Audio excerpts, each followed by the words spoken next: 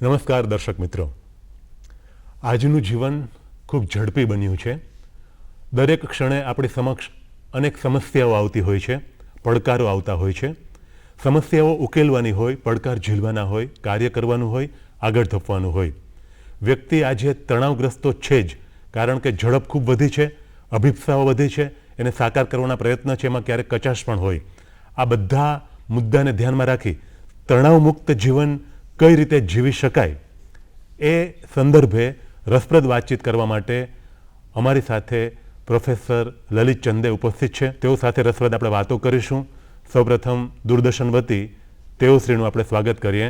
Sir નમસ્કાર. સાહેબ નમસ્તે. Thank you very much. Thank you sir. Sir સૌથી પ્રથમ તો આપણે મિત્રોને વાત કરવી છે કે આજનું જીવન છે એ અતિ ઝડપી બન્યું છે. ઝડપ ઘટાડવા માટેની અભિપ્સા દરેકની હોય, તો આ ઝડપને કારણે તણાવ જે ઉત્પન્ન થતો હોય છે, બીજા પણ કારણો હોઈ શકે.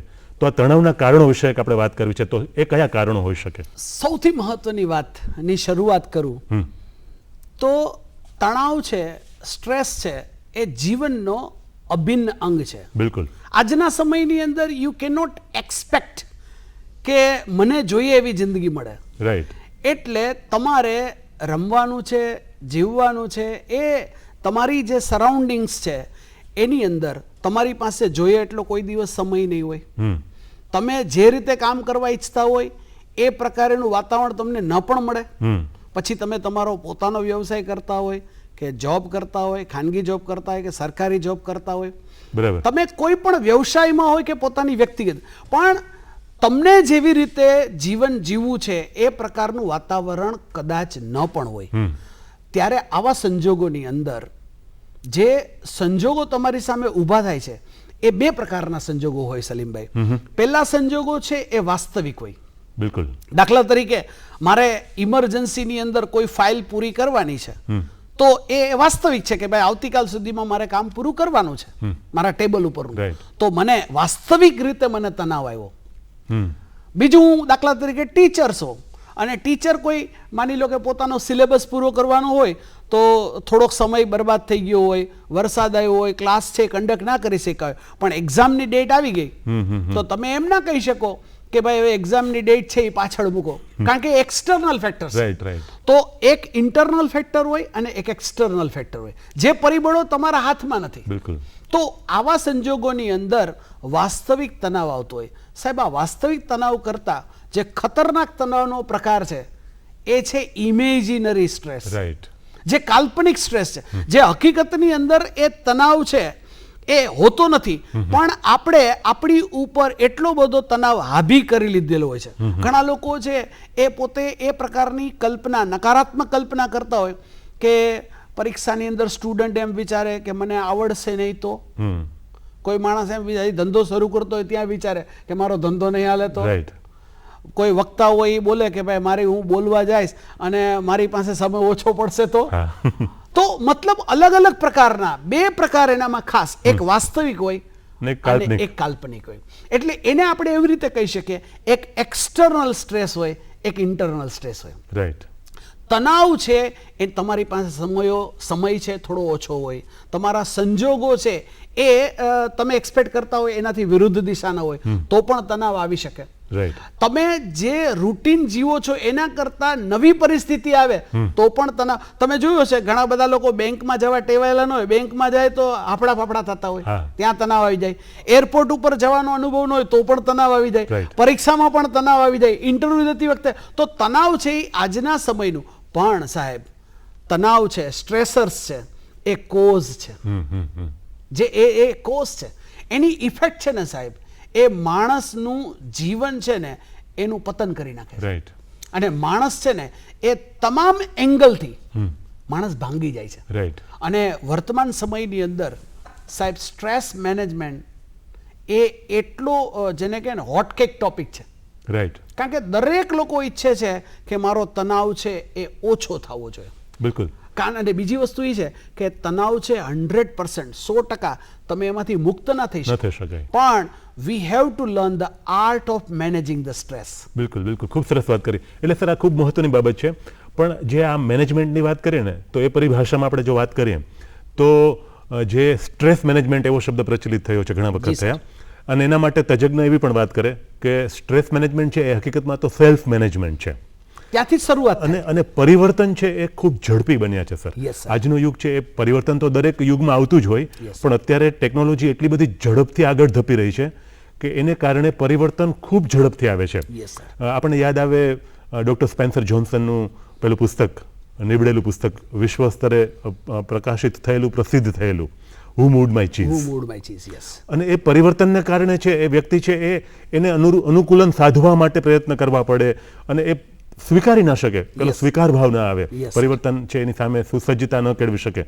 એટલે વ્યક્તિએ સુસજ્જ થઈ અને પોતે કુશળતાથી પોતાનું સંચાલન કરી શકે એ સક્ષમતા એને કેળવવાની હોય. Yes, sir. તો આ સ્ટ્રેસને મેનેજ કરવા માટેની આ જે તરકીબો કયા પ્રકારની હોય એની વાત આપણે મૂકીએ. સાહેબ, તમે જે પરિવર્તન કીધું ને અંગ્રેજીમાં આપણે ચેન્જ કહે છે. Change is inevitable. તમારી પાસે વિકલ્પ નથી કે ભાઈ હવે ચેન્જ આવે, ટેકનોલોજીકલ ચેન્જ આવે, ઇકોનોમિકલ ચેન્જ આવે. માન લો કે હમણાં પેન્ડેમિક આવ્યું, હા, એ કેટલું બધું મોટું પરિવર્તન આવ્યું એના કારણે. બરાબર, દરેક એને બાબતે. કારણે આપણી આખી જીવન જીવવાની તરાહ બદલાઈ ગઈ, બિલકુલ. ભણાવવાની, ટીચિંગ માટેની તરાહ બદલાઈ ગઈ, બિઝનેસનો તરાહ બદલાઈ ગયો સાહેબ. રાઈટ. તો પરિવર્તન છે એ સંસારનો નિયમ છે. પણ જ્યારે ચેન્જ આવે છે ને સાહેબ, ત્યારે ચેન્જ એકલું નથી આવતું. ચેન્જની સામે ચેલેન્જીસ આવે, રાઈટ. ચેન્જની સામે કોમ્પિટિશન આવે, અને ચેન્જ, ચેલેન્જીસ અને કોમ્પિટિશન, આની અંદર વ્યક્તિએ પોતાનું કેરિયર બનાવવાનું હોય, બિલકુલ. એટલે કોમ્પિટન્સી ડેવલપ કરવી પડે ત્યારે. પોતાને ટકાવી રાખવાનું હોય. અને એ જે ટકાવી રાખવાની વાત આવે ને, ત્યારે તમે જે મુખ્ય મુદ્દો જે છેડો છે એ છે સેલ્ફ ડેવલપમેન્ટ. રાઈટ. કારણ કે તમે છે ને સાહેબ, મેનેજમેન્ટની અંદર છે ને, તમારે માન લો કે તમે કંપની ચલાવતા હોય તો કોઈ માન લો મેનેજર હોય તો એની નીચે પણ ઘણા બધા માણસો હોય, તો તમારે એક સમૂહને સંચાલિત કરવું હોય ને, જેને MEN બહુવચન કહેવાય. હા, હા. તો મેનેજમેન્ટ MEN કરવું હોય તો first I have to manage me. Myself, right, me. હું જ્યાં સુધી મારું પોતાનું મેનેજમેન્ટ નહીં કરતા શીખું ત્યાં સુધી અન્યનું મેનેજમેન્ટ કરી નહીં શકું. રાઈટ. અને જો તમને એ ત્યાં તમે સમૂહમાં કામ કરવામાં, ટેકનોલોજીકલ અથવા પરિવર્તનની સામે છે, તમે પોતાની જાતને અપડેટ ના કરો તો પણ સ્ટ્રેસ છે એ આવી શકે સાહેબ. અને સ્ટ્રેસ જ્યારે આવે ને સાહેબ, ત્યારે સૌથી પહેલો મુદ્દો હું એ કહીશ કે મારે છે ને એપ્રોચ છે ને એ ઇન્ડિવિજ્યુઅલ એપ્રોચ કેળવવો પડે. રાઈટ. હું દુનિયાને સુધારી નહીં શકું સાહેબ. આખી દુનિયા શું કરે છે એના ઉપર હું ફોકસ કરીશ તો વધારે સ્ટ્રેસમાં આવે. Right. અને કદાચ છે ને સાહેબ, વધારે લોકો જે સ્ટ્રેસમાં આવે છે ને એનું મૂળ કારણ આ છે. પોતાએ શું કરવાનું એના કરતા બીજા લોકો શું કરે છે હા. એનું કોન્સ્ટન્ટલી ઓબ્ઝર્વેશન કરતો રહેતો હોય. એટલે એ સરખામણી કરે છે, સરખામણી કરે એ બીજા લોકો શું કરે છે એના પર પોતે દ્રષ્ટિપાત કરે છે, અને પોતે પછી એવું કરી શકતા નથી એને કારણે પણ ચિંતિત થાય છે, અને જે કાલ્પનિક બધા જે ભય છે જે આપણે વાત કરી Yes, એ sir. બધા એને પછી સતાવતા હોય છે.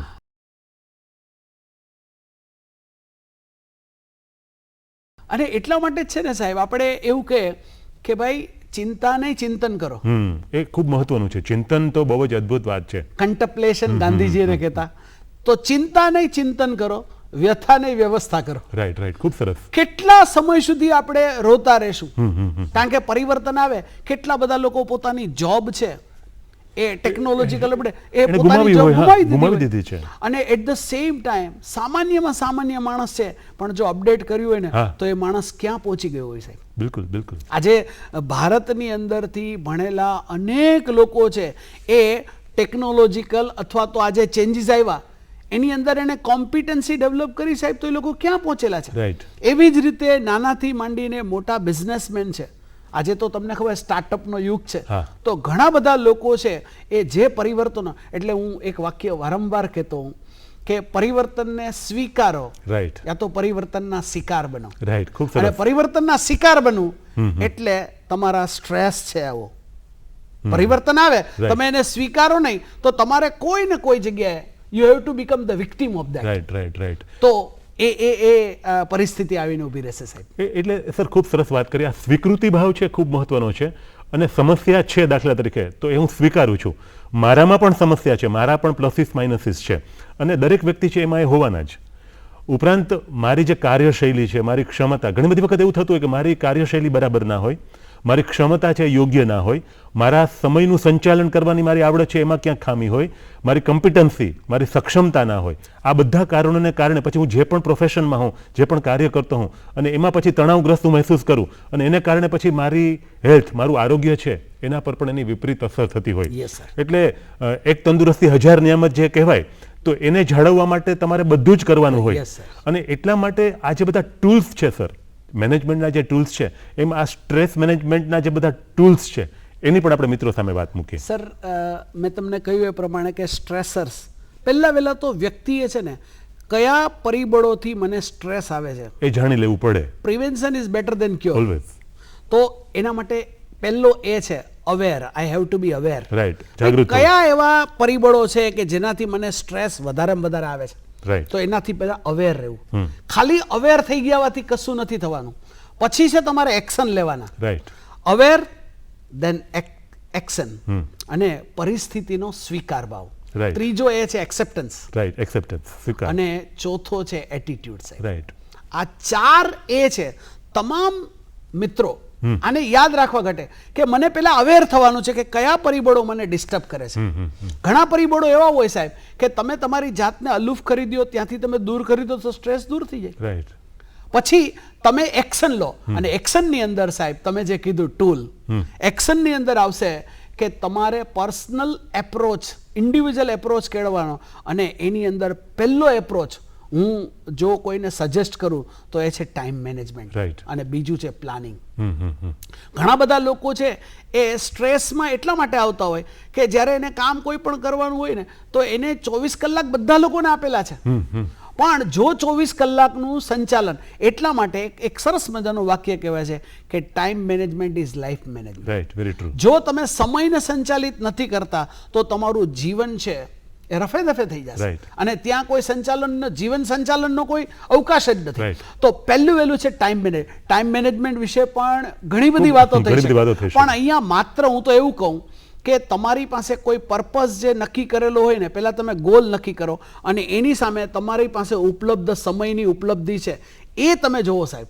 અને ત્રીજું તમે એ જુઓ કે તમારા સમય છે ચોરનારા પરિબળો ક્યાં ક્યાં છે. રાઈટ. એ ખૂબ મહત્વનું છે. Yes. ઘણી બધી વખત આજે સોશિયલ મીડિયા આપણે જોતા હોય તો ઘણા બધા વિદ્યાર્થીઓ છે, યંગસ્ટર્સ છે, ઇવન કોઈ પણ વ્યક્તિ છે, તો એમાં ઘણો બધો સમય વ્યતીત કરી નાખે અને પછી ખૂબ મૂળભૂત કાર્ય માટે સમય ઘટે અને પછી ફ્રસ્ટ્રેશન આવે, આ સ્ટ્રેસ આવે, બધું થાય. ન કરવાના કામ લોકો કરે એટલે કરવાના કામ રહી જાય. રહી જાય. હા. અને કરવાના કામ કાં રહી જાય ને કાં કરવાના કામ આવડતા ન હોય એટલે અપડેટ ન થતા હોય. રાઈટ. આપણે બધા જ લોકો તમે જોજો ઘણા નાની બાબતની અંદર છે ને એ પોતાની લાઈફને છે ને કોઈ દી અપડેટ નહીં કરે. મેં તો એવા કેટલાય લોકો જોયા છે કે 15 વર્ષથી વાત કહેતા હોય કે અંગ્રેજી નથી આવડતું, એની ફરિયાદો કેટલી હોય.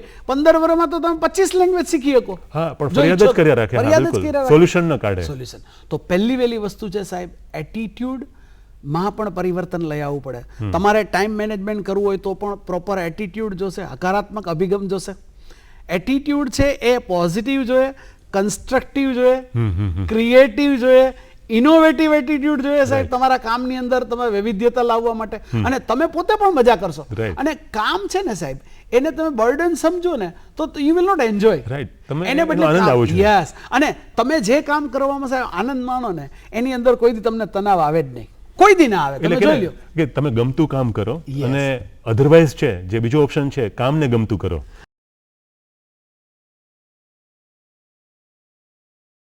હવે સર, ગાંધીજી જે કહેતા કે પ્રાર્થના છે એનાથી દિવસની શરૂઆત થતી, એ સંધ્યાકાળે પણ પ્રાર્થના કરતા. Yes. અને આજે પણ આપણે જોઈએ છીએ કે તમે આધ્યાત્મિકતાનો જે અંક છે એને ઉપર લઈ જવો હોય, આપણે જેમ mentally, physically, socially, emotionally, spiritually, આ બધી રીતે આધ્યાત્મિક રીતે હોય, આપણે આગળ ધપવું હોય તો આ બધામાં આ મૂળભૂત બાબત છે કે તમે અંકને ઉન્નત મુકામ પર લઈ જાઓ, સુખાકારી એનાથી આવતી હોય. એટલે પ્રાર્થના થકી એના દિવસની પ્રાર્થનાથી શરૂઆત થાય. અને એ એવું પણ કહેતા કે ખૂબ લોકો હોય એની વચ્ચે પણ હું એકલો રહી શકું છું. ઘણી વખત વ્યક્તિ છે એ એકાંત શોધતો હોય અને ક્યારેક ટોળાની વચ્ચે પણ એકલો રહી શકે એવું એને કેળવી લીધું હોય. તો આ પ્રાર્થનાથી શરૂ થતી સફર છે એ પછી આગળ ધપે, તો એની પણ આપણે થોડી વાત કરીએ.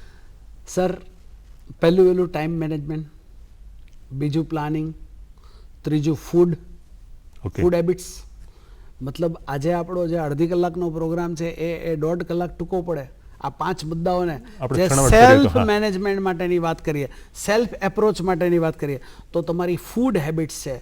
અને ચોથું સૌથી મહત્વનું એ છે બોડીને રિલેક્સ રાખવું. રિલેક્સેશન, પ્રેયર અને મેડિટેશન. Right. ખૂબ સરસ. આજે 21મી સદીમાં તણાવ દૂર કરવા માટેનું સૌથી મોટું જે ટૂલ છે ને સાહેબ, એ છે પ્રેયર અને મેડિટેશન. વાહ, ખૂબ સરસ. તમે બોડી એક્સરસાઇઝ કરો, યોગા કરો, તમારી ફિઝિકલ ફિટનેસ ઉપર ધ્યાન આપો, એક્સરસાઇઝ કરો, સારો ડાયટ લ્યો, એ બહુ જરૂરી એ વસ્તુ. ખૂબ જરૂરી છે, અનિવાર્ય પણ છે, બિલકુલ. અને જો તમે આવું નહીં કરીએ સાહેબ, શું કામ ફિઝિકલ એક્સરસાઇઝ અને ફિઝિકલ ફિટનેસ શું કામ? તો કે જે વ્યક્તિ ફિઝિકલ ફિટનેસ વાળો હોય છે ને સાહેબ, એની સામે કોઈ પણ ચુનૌતી આવશે ને ત્યારે ઘૂંટણે નહીં પડી જાય, એ એક્શન મોડમાં આવી શકે, એક્શન એ મોડમાં physically આવી fit હશે શકે. તો. અને એ એમ કહેશે કે ભાઈ આવું તો જીવનમાં આવી શકે. મેં જોયું છે કે જેટલા લોકો ફિઝિકલ ફિટનેસ ઉપર ધ્યાન નથી રાખતા, એ લોકોની સામે નાની મોટી સમસ્યા આવે ને, પછી એ લોકો હકારાત્મક પગલાંને સ્વીકારવાને બદલે આ સમસ્યા સ્વીકારે લે કે આ Right. જીવનનો એક અંગ બની ગયો હા હા, એ ડેસ્ટિનીમાં આજ લખ્યું છે એવું છે. Yes, માની લે. sir. અને તમે જે સલીમભાઈ જે વાત કરીને પ્રાર્થના, એમ કહેવાય છે પ્રાર્થના છે આત્માનો ખોરાક છે. બિલકુલ. આપણા શરીરનો જે ખોરાક છે એવી રીતે આત્માનો ખોરાક છે ને એ પ્રાર્થના છે. હું અહીંયા જેટલા મિત્રો, આમ તો ઘણા બધા મિત્રો સાંભળે છે તો મને કહેવાનું ગમશે કે તમે જે આપણે ત્યાં પ્રાર્થનાઓ છે ને, મને દુઃખ સાથે કહેવું પડે છે કે આપણે ત્યાં પ્રાર્થના બહુ થાય છે, સ્કૂલમાં પ્રાર્થના થાય છે, પણ આ બધી પ્રાર્થનાઓની અસર નથી થતી. એનું કારણ એ મેકેનિકલી થાય છે. રાઈટ રાઈટ, તો યંત્રવત ખરા થતું હોય છે. હૃદયપૂર્વક આપણે પ્રાર્થના કરીએ. અને બીજું, પ્રાર્થના એટલે શું? પ્રાર્થના એટલે સ્તુતિ. રાઈટ. તમે સ્તુતિ કોની કરો? તો કે તમે જ્યારે હંમેશા તમારાથી કોઈક ઉપર છે એવું તમે માનો, Right. ત્યારે સાહેબ છે ને તમારો અહંકાર છે ને એ પીગળી જાય. રાઈટ. આ અહંકાર, કારણ કે આપણો નંબર 1 દુશ્મન છે ને એ ઈગો છે. હા, ego. હું તમને એને એકદમ સાયન્ટિફિકલી રિલેટ કરું સાહેબ. કેવી રીતે? ઘણા લોકો તણાવમાં આવે ને એનું કારણ શું હોય ખબર? કે એ લોકો કાઉન્સેલિંગ જરૂરિયાત હોય જેમાં મારું નોલેજ ન હોય તો પણ એ બીજા પાસે જાતા અચકાતા હોય. Right. કે ભાઈ હું શું કામ કોઈને પૂછું? ઘણીવાર એવું હોય કે આપણે ઓફિસર હોય, પ્રિન્સિપલ હોય, તો એની નીચેનો માણસ છે એની પાસે પણ નોલેજ હોય, તમને એ નોલેજ ન હોય, તો ત્યાં તમારો ઈગો છે એ વચ્ચે નહીં આવવો જોઈએ. રાઈટ, વેરી અને તમે પ્રાર્થના કરી હોય ને સાહેબ, ત્યારે તમારું હૃદય છે ને પીગળતું હોય, ત્યારે તમે છે ને નાના મોટાના ભેદ ભૂલી અને તમે તમારા ઈગોને એક બાજુ મૂકી અને તમે વ્યક્તિની પાસેથી છે ને સાથ ને સહકાર માંગશો.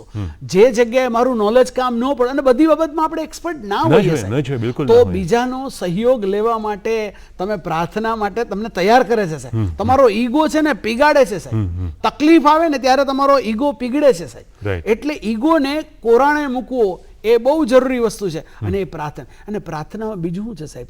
તમે ફર્ગીવ અને ફર્ગેટ કરો છો. નેલ્સન મંડેલા સાહેબ, આ તકે તણાવ ઘટાડવો હોય સાહેબ, તણાવને દૂર કરવો હોય, તો મારા માટે એક વ્યક્તિનું ઉદાહરણ અહીંયા આપવું એટલા માટે ગમે કે જે વ્યક્તિને 27 વર્ષ સુધી જેલની અંદર, એવી કોટડીની અંદર પૂરેલા હોય હા. કે જ્યાં બહાર દિવસ છે કે રાત એ એ ખબર જ વ્યક્તિને ના અંદર પડે, ખબર હા. ના પડે.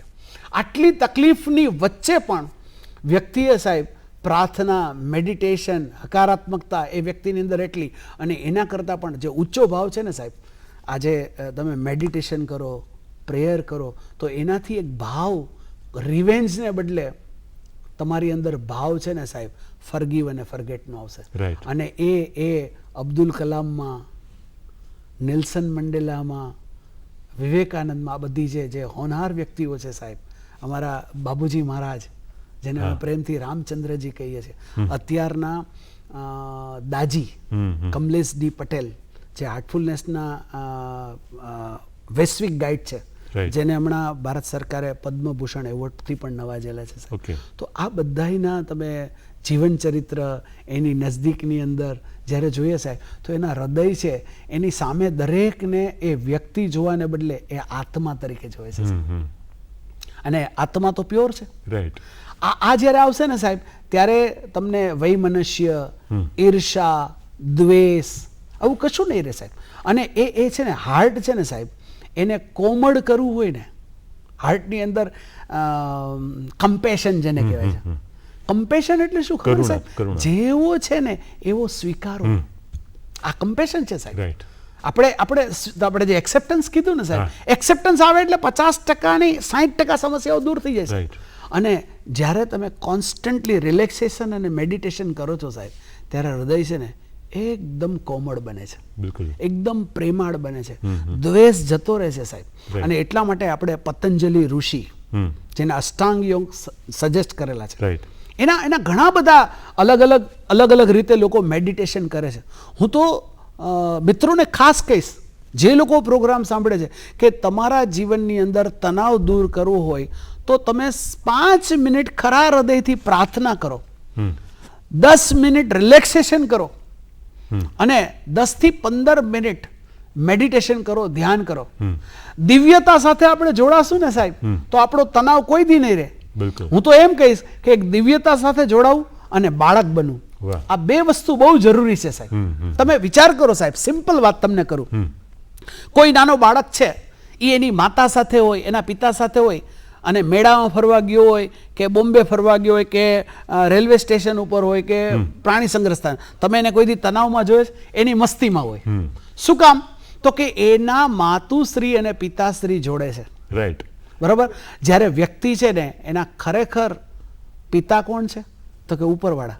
અને સાહેબ, આપણે જ્યારે આપણા દિલની અંદર જ્યારે આપણે પરમ પિતા અલ્લાહ, ઈશ્વર, પરવરદિગાર, તમે જે નામથી તમે બોલતા હોય, એવી કોઈક દિવ્યતા છે, ડિવિનિટી છે, એની સાથે મેડિટેશન દ્વારા આપણે જોડાયા છે સાહેબ. તો દિવ્યતા સાથે આપણે જોડાયેલા હશું ને સાહેબ, પરમ પિતા સાથે જોડાયેલા હશું, એ દિવ્યતા સાથે જોડાયેલા હશું, આપણે કોઈ દી તણાવ નહીં આવે. કારણ કે આપણે હું કરું ઈ કરીએ એટલે બધી સમસ્યાઓ થાય છે. બિલકુલ જ્યારે આપણામાંથી કરતા ભાવ જતો રહેશે, જે હું કર્મ કરું છું એ પણ હું કૃષ્ણ અર્પણ કરીશ અથવા તો એ ઉપરવાળાને અર્પણ કરી દઈશ, તો મારાથી કદાચ ભૂલ થાય તો પણ ઓકે, મારાથી સારું થયું તો પણ ઓકે. આ જે ભાવ છે ને સાહેબ, હું અહીંયા ખાસ કહીશ કે એ મેડિટેશન દ્વારા જ આવી શકે સાહેબ. તો આ જેટલી ટિપ્સ છે, ના કહેવાની આદત વિકસિત કરવી, રાઈટ કાઉન્સેલિંગ લેવું, ઓકે પ્લાનિંગ કરવું, સમયનું સંચાલન કરવું, પ્રાર્થના, રિલેક્સેશન, મેડિટેશન. વાહ આટલી વાતનું કોઈ પણ વ્યક્તિ ધ્યાન રાખે, અને મને સ્ટ્રેસ ક્યાંથી આવે છે સાહેબ, એના સોર્સિસ મને ખબર છે કે અહીંયાથી સ્ટ્રેસ આવે છે, તો એની પેલી મને અસર છે એ ફિઝિકલ થશે. ફિઝિકલ પછી જો હું ધ્યાન નહીં રાખું તો એની સાયકોલોજીકલ થશે, પછી ઇમોશનલ થશે, અને અલ્ટિમેટલી હું સ્પિરિચ્યુઅલ, મતલબ જે ખરેખર પર્પઝ માટે જીવન જીવું છું, આધ્યાત્મિક જીવન પણ નહીં જીવી શકું. તો મારે મારા જીવનને સંતુલિત બનાવવું હોય તો મારે સ્ટ્રેસ છે એ મેનેજ કરતા શીખવું જ પડશે. વાહ. I don't have a choice. આપણે આશા રાખીએ કે મિત્રો છે, ચોક્કસપણે આ મુદ્દાઓ મિત્રો એટલા બધા મહત્વના છે, ઉપયોગી થાય એવા છે, ઉપરાંત એના પર ચિંતન મનન કરીશું તો આપણને એમાંથી ખૂબ જ ફાયદો મળવાની જે શક્યતા છે એને ઉજાગર કરવામાં આપણે કામયાબ નીવડી શકીશું. તો આ તકે સંતુલિત જીવન જીવવામાં, સ્ટ્રેસને મેનેજ કરવામાં, તણાવમુક્ત જીવન જીવવામાં જે બધા ટૂલ્સ, જે બધા મુદ્દાઓ છે એની રસપ્રદ છણાવટ પ્રોફેસર લલિત ચંદે સરે આજે આપણી સાથે કરી છે. દૂરદર્શન વતી તમામ મિત્રો વતી તમારો ખૂબ ખૂબ આભાર sir. Thank you very much.